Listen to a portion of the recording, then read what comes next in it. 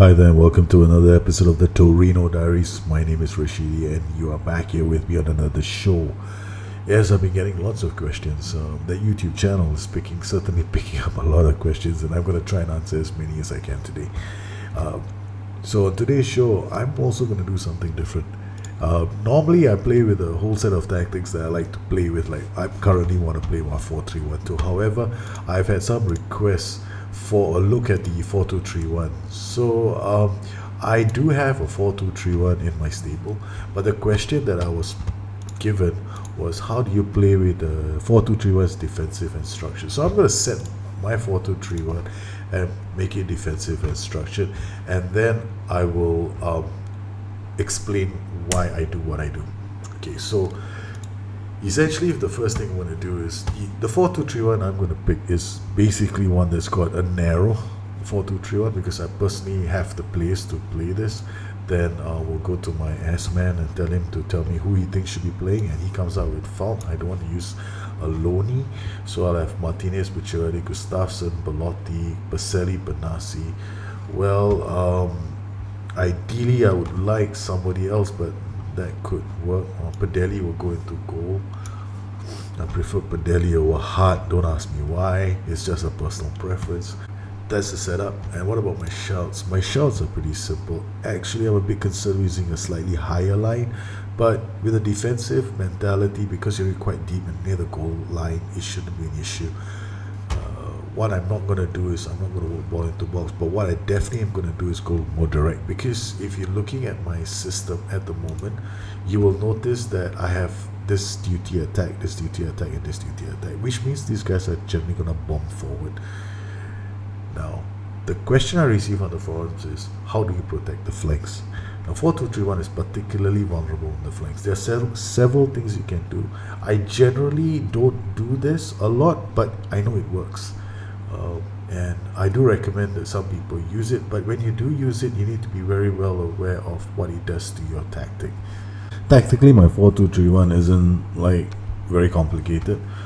We have an advanced playmaker. I'm playing defensive structured, and I want my playmaker to be in this group of players, not in this group of players. This group is very bulk basic, two central midfielders who have been told to keep things simple. They pass it short and they don't take risks with their possession, so that the ball gets funneled to Pucciarelli as much as possible. So this trio of players are crucial in us controlling the match. In terms of my fullbacks as well, they don't do much. They don't dribble too much. They dribble less, few risky passes, and they stay wider. This guy sits narrower. You can actually uncheck this. I mean, it doesn't really make much of a difference. You can ask them to sit narrower. I don't know why I chose sit narrower. Honestly, I don't even know why it's there. Probably I was trying something, unique, but it won't change your system very much. Up front, I had 3 attack duties, so I have. See, this is what some people say you shouldn't do. I ignore them. They tell you, if you're using a defensive mentality, you should have 1 attacking duty. That's bullshit. Okay, honestly, it all depends on how you set your system up. So in my particular system, it's defensive, it's structured. We are keeping the ball short. We are going to play a bit of direct passing. These guys play it short in a sense because they are, they're not playing risky passes. So they're going to keep the ball, among themselves most of the time. Martinez, Belotti, and Dionisi, they are on attack duty. So I expect them to take part in transitions rather quickly.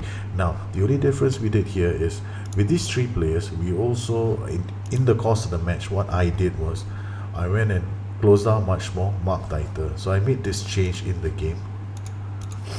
And with Belotti, I made a different change to Belotti. I did the same thing with Belotti. I did this. Except Belotti started, you notice Belotti was running like a train with, basically it was running with no headlights on, so you couldn't see where it's going. So this is what you could do in cases when you have a player like that. So if he keeps doing crazy little things like that, you can.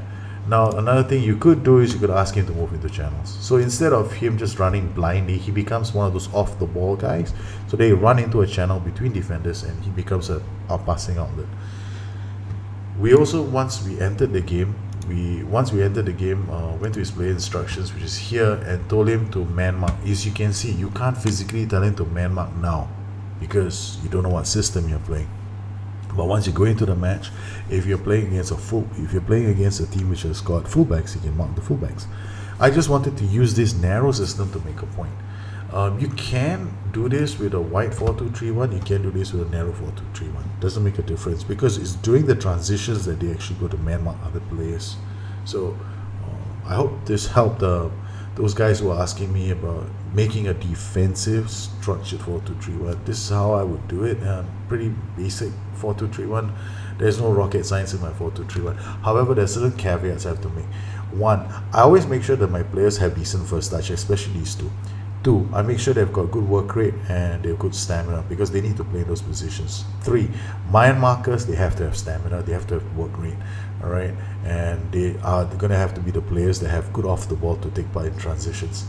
Then I also have this dude who's my playmaker. He's playing on support because these three guys on attack, so he drops deep to form a trio here so that they can string passes to one of these three players who generally won't be too far away, but they all need to pass the ball to them. Alright, so we have our team selected and we are electing to use a 4-2-3-1 narrow. We are playing against a defensive 5-4-1 diamond with a wing back. So the whole idea is I have to lock down Gulam and Hisaj. Now, what do we do?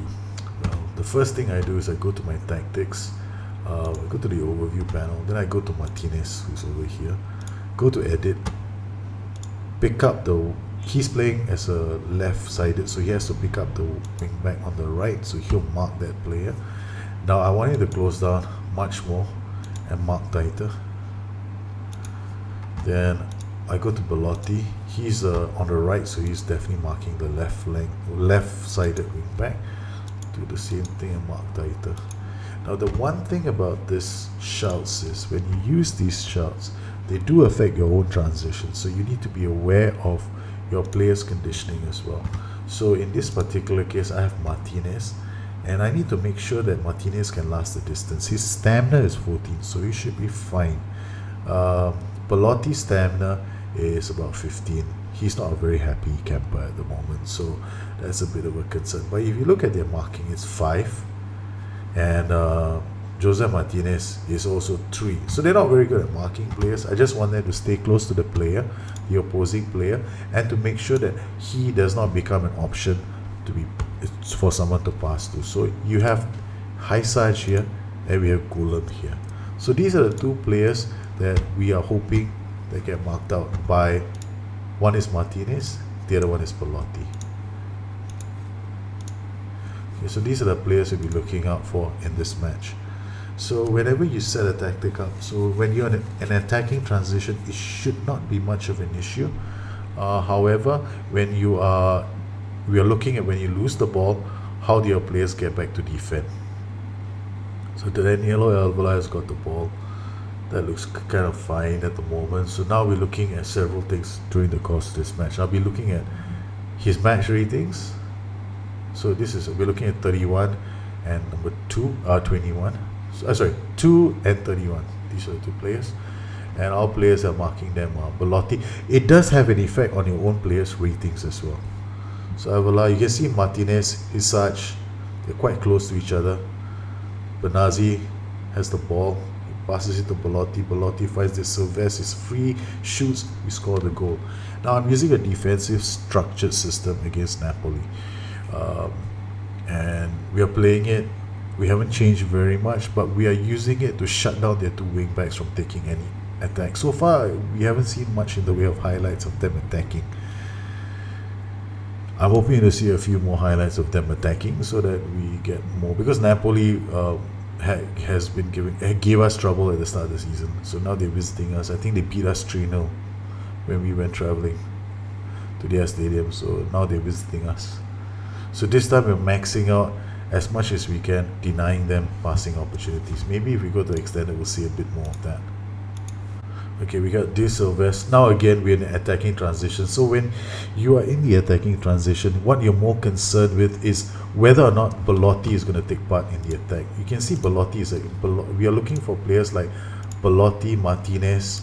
We're looking at all our players to make sure that they are involved in the transition, because when you actually set them to man marking, sometimes they won't be in the positions you wish they would be in, because they'll get caught out of position since they were man marking somebody. Shot taken. Oh, Pepe Reina with a brilliant save from Baselli. Here we go, Badelli with a goal kick to Danilo Avila. You can see Martinez is right now here. It does not affect his your transition when you're attacking.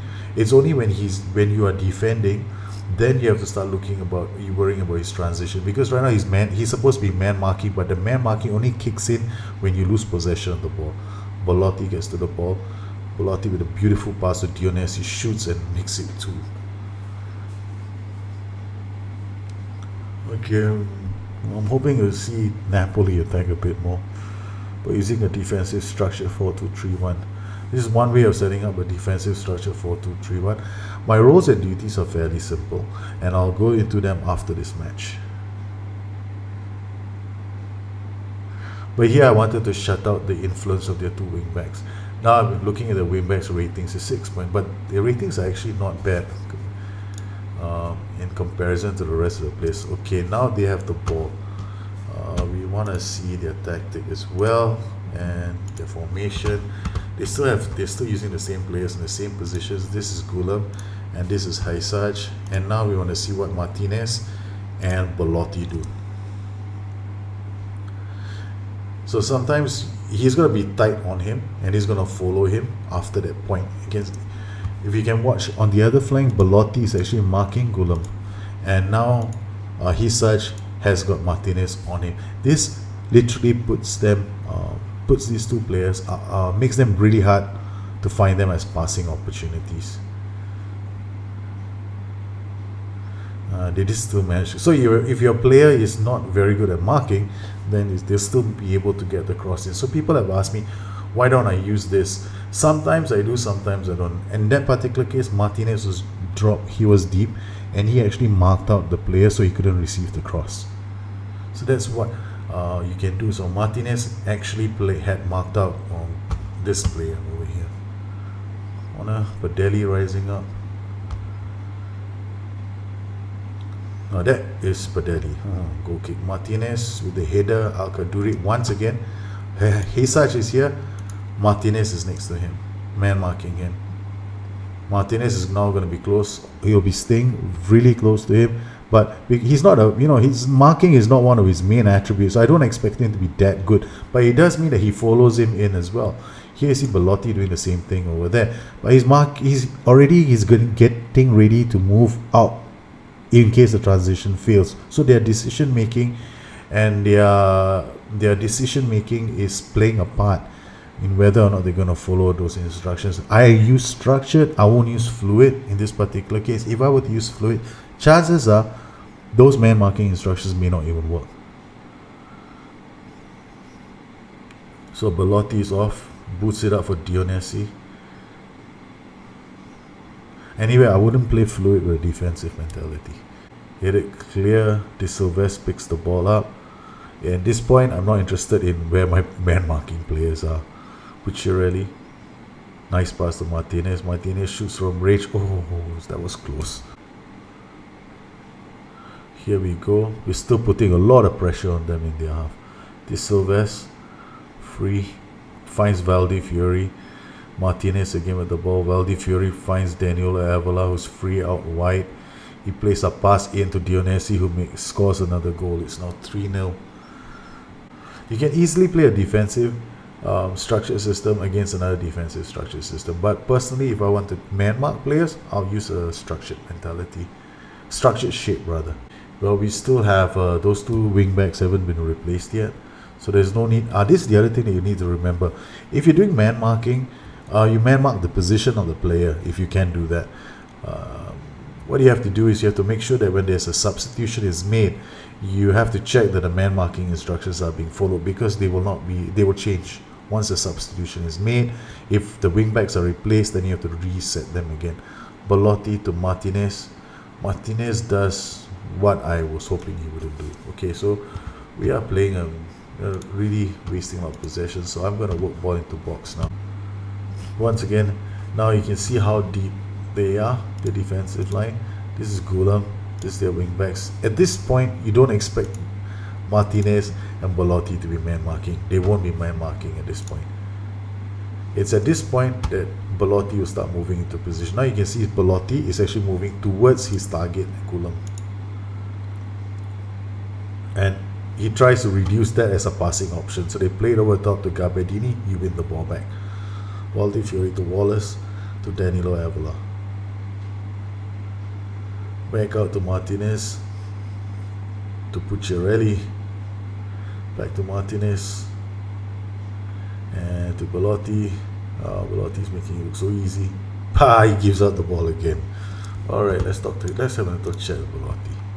What can we do to prevent this from happening? Marked item, okay, alright, okay, all that is there. Dribble less, dude. Shoot less often. Few risky passes, okay? He's having a bad day today, so we're gonna have to try and temper him with 9 minutes to go.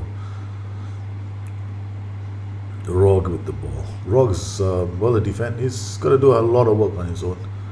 Here we go, free kick. Valdifiori takes the free kick, bombs it up. Dionisi gets another goal. This boy is on fire. A hat trick for our recent transfer capture. He's now scored 3 goals today, playing as a lone striker up top. And it comes in totally unmarked. Martinez to Pucciarelli. Now to Dionisi. Dionisi does 1, does 2, can't get past 3, but he wins the foul. Well, we are into stoppage time, and the referee should end this match after this free kick. Pucciarelli, Rock clears it to Obi. Referee looks at his clock, looks at the watch, gives Pucciarelli some time to play with the ball. Why is he doing that? I have no clue. Well, the game should be over. Come on, ref. Blow the whistle. End the torture. Valdifiori to Obi. Obi to Belotti. Belotti. Now he's not playing risky passes. Not doing anything silly. Okay. Torino have won this match 4-0. So if you were to look at the passes received for Napoli, you can see that most of the passes that they received were in the middle of the pitch, and actually a lot of the intercepted passes were down the flanks. So they couldn't really get a lot of their passes played too, because most of the passes played to their fullbacks were being intercepted by our players. It's one of the things that you can do in your game if you find that you need to, turn things around, or if you need to shut down wingers that are being threatening. Okay, so it's now time to take a closer look at the 4-2-3-1 and what we did. Okay, first up, let's re-emphasize the mentality was defensive, the shape was structured. Instructions, well, we did change. We weren't using work ball into box. We did go for more direct passing, and the rest of the instructions, slightly higher D-line, prevent short goalkeeper distribution, just so that the striker up front, the lone striker up front, he'll put some pressure on their goalkeeper. Okay, now what did we do specifically for some of these players? Now, Belotti and Martinez were set to man-mark the wing-backs. In order for that to work, I went and pushed, when the opposition has the ball, he was set to much more mark tighter. And Belotti was different. Belotti was told to much more mark tighter, dribble less, shoot less often, and few risky passes were introduced into his template once we discovered that he was running without any headlights on in the middle of the night. So he was just running into cul-de-sacs. So we decided, well, we have to tell him not to do so much aimless running. One other thing you can do with the AMs is probably move into channels. Move into channels will encourage the player to take out a position between the two defenders and attack if he has got good off-the-ball ratings. Now, as far as the other players were concerned, the fullbacks here, well, they were told to dribble less, few risky passes. The other guy was told to stay wider. So it doesn't really make a difference very much either way, but you can opt to choose to make him stay wider. In front, Baselli and Benazzi. I wanted to create a trio of players in the middle here who could pass the ball between them, Pucciarelli, Baselli, and Benazzi. So all these guys were told to pass it short, a few risky passes, so that they can get the ball to Pucci, who should be doing all the carving up. As you could see in the match, Pucciarelli was working pretty hard trying to carve out opportunities for the players. And so these were the shouts that we used in the game. Padelli, well, he was told to distribute to fullbacks and roll it out. Once in a while, he didn't follow instructions because, well, I don't know why. So these are the instructions that we did. Now in the game itself, when I went into the game, I went to the play instructions, and this you can't do before a match. You have to do it when the match is being played. Here, I told these guys to man mark. So I went to their man. They were told to man mark the opposite wing back. So these two players are told to do that. Now, the thing to remember here is that this kind of man marking works well with certain systems, not so well with other systems. If you're going to use this system, then you have to have players that are free to mark those players out. Another good system that can use this is any system with an AM or wingers in these positions. They too can be set to man mark. Flat 3 and 2 AMs will work as well. I haven't really tried it out with a 4-3-1-2. I'm reluctant to try it with a 4-3-1-2. If I were to, then I'll probably pick one of the centre forwards to mark a fullback. But that would give me problems on transitions as well. And I can't use these three players to do it. If Baselli goes to mark the wing back, then it leaves a gaping hole in midfield, and that will be exploited. Man marking in a 4-2-3-1 will not always work. In this particular case, we were playing against a 5-4-1 diamond, so it really worked beautifully because our two fullbacks were marking their two wingbacks, and once their wingbacks were marked out of the game, Napoli just couldn't play the game anymore. So it becomes really easy because then it's a case of when are we going to score a goal. If you were playing against a system that is a 4-3-3 where you have two AMs and also two fullbacks to contend with, then your 4-2-3-1 has to be thought through pretty carefully. And if you were to ask your attacking midfielders to start marking, they can only mark the opposing fullbacks as well. You can't get your full AMs to mark, for example, the AM. That's not going to work. So essentially, man marking just acts as a way where you try to limit another team's influence with certain players, but in order for it to work, your players have to occupy the same strata as the opposing team. Now, that's the first thing that you need to contend with. It worked really well with this 5-4-1 because you only had wingbacks for me to worry about. But what if you were playing against the 4-3-3? What if you were playing against a system that has got two AMs and two fullbacks? Then your 4-2-3-1 is going to be challenged because you have to pick who you're gonna mark out. The other thing is you also have to look at your back line.